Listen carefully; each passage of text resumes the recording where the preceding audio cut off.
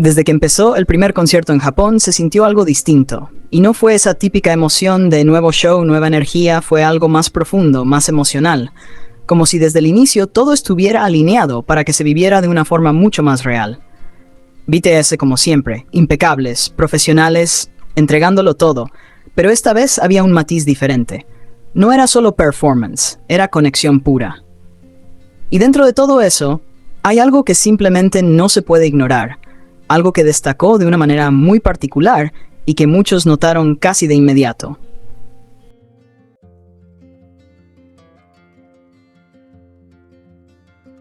La dinámica entre Jungkook y Jimin, o mejor dicho, Jikook. Porque lo más curioso de todo esto es que no hubo momentos exagerados ni forzados, no hubo algo que tú digas esto lo hicieron para llamar la atención. Al contrario, todo fue tan natural que justamente por eso llamó más la atención. Es ese tipo de cosas que no gritan, pero se sienten. Desde antes del concierto, incluso en la prueba de sonido, ya se podían ver pequeños indicios de esa conexión tan fluida entre ellos.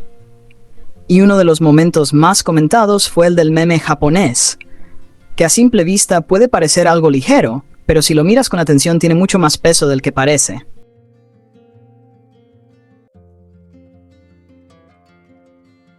Todo empieza con Jungkook usando ese tono juguetón para llamar a Jimin, ese Jimin-chan, que no es solo una forma de decir su nombre, sino una forma específica, con intención, con cercanía. Y Jimin responde con ese hola tan suyo, tan natural, tan lleno de su propia energía. Hasta ahí todo parece una interacción normal, pero luego Jungkook lanza la pregunta Nanigazuki, y ahí ya no estamos en algo casual, porque esa frase tiene un contexto claro dentro de un meme japonés que es conocido precisamente por su tono romántico. Y lo más interesante es que Jimin no duda, no pregunta, no se pierde. Lo sigue inmediatamente con Chocominto Yorimo Anata. Y ese momento, aunque corto, dice muchísimo. Porque no es solo lo que dice, sino el hecho de que ambos entienden exactamente el contexto sin necesidad de explicarlo. Es como si compartieran un código propio, una forma de comunicarse que no necesita instrucciones.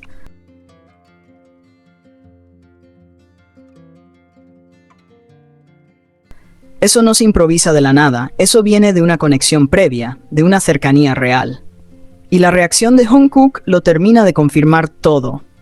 Porque su sonrisa no fue neutra, no fue de estoy haciendo un show, fue una sonrisa genuina, de esas que salen solas, que no se pueden controlar del todo. Ese tipo de reacción es lo que hace que el momento pase de ser algo simple a algo significativo, porque ahí ya no estás viendo solo una interacción, estás viendo una emoción real. Luego, si seguimos avanzando, hay otro detalle que encendió muchísimas teorías y que definitivamente no pasó desapercibido. La ropa.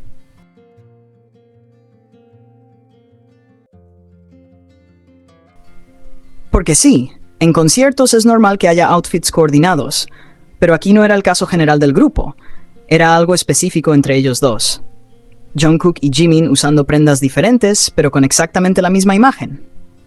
Y eso ya de por sí hace que te detengas a pensar, porque no es algo que pase con todos, es algo puntual. Pero cuando te pones a analizar el significado de esa imagen, es donde todo se vuelve aún más interesante. La referencia a figuras con alas que recuerdan a Cupido y Psique no es cualquier cosa, porque esa simbología está relacionada con la unión entre el amor y el alma, entre el deseo y lo espiritual. Y claro, aquí es donde empiezan las interpretaciones, porque no es algo que se pueda afirmar como una intención directa, pero tampoco es algo que se pueda ignorar.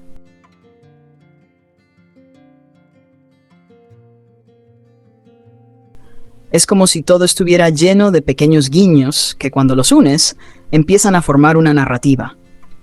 Japón como escenario, momentos sutiles entre ellos, referencias compartidas, símbolos que tienen un significado emocional fuerte. Todo junto crea una sensación de que hay algo más, algo que no se dice abiertamente, pero que está ahí para quien quiera verlo. Y mientras todo esto pasaba en el escenario, también estaba ocurriendo algo muy importante en el público, algo que cambió completamente la forma en la que se vivió el concierto. Mucha gente se preguntó por qué había menos videos, por qué no había tantos clips desde la perspectiva de los fans, y la respuesta es bastante significativa, porque no tiene que ver con falta de momentos, sino con una decisión consciente.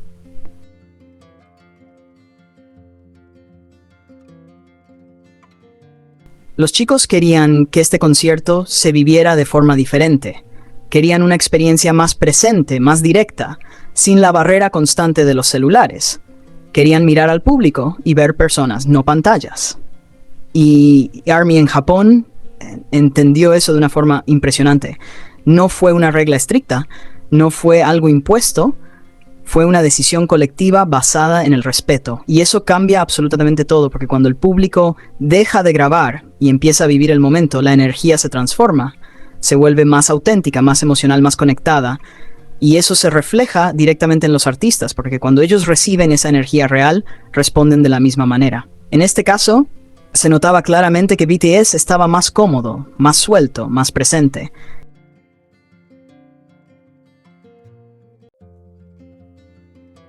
Y esa comodidad también se veía en la forma en la que interactuaban entre ellos, especialmente Jungkook y Jimin, porque su dinámica no se limitó a un solo momento, fue algo constante a lo largo del concierto. Pequeños gestos, miradas que coinciden, movimientos que parecen sincronizados sin haber sido planeados, cercanía natural. No era algo que pasara una vez y ya, era algo que se repetía, que estaba presente todo el tiempo, y eso es lo que lo hace tan llamativo. Porque cuando algo ocurre constantemente de forma natural, deja de parecer coincidencia. Son como dos imanes, literalmente. No necesitan buscarse de forma evidente, pero terminan encontrándose igual. Y lo más importante es que no se siente forzado, no se siente como una estrategia, se siente como algo que simplemente pasa, porque sí.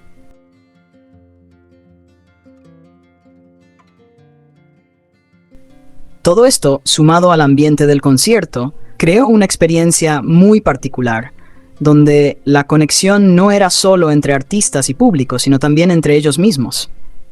Era como un círculo de energía que iba y venía, cada vez más fuerte, cada vez más natural. Por eso se les veía felices, pero no de una forma superficial, sino de esa felicidad tranquila, de sentirse en un espacio donde todo fluye bien, donde hay respeto, donde hay conexión real. Y eso es algo que no se puede fingir, se nota en los detalles. En la forma en la que se mueven, en cómo reaccionan, en cómo interactúan. Y ahora, con un segundo concierto en Japón aún por venir, las expectativas son aún más grandes, porque cuando ya existe una base como la que se creó en este primer show, lo que sigue normalmente es aún más intenso. Ya no hay tanta presión, ya hay confianza, ya hay una dinámica establecida.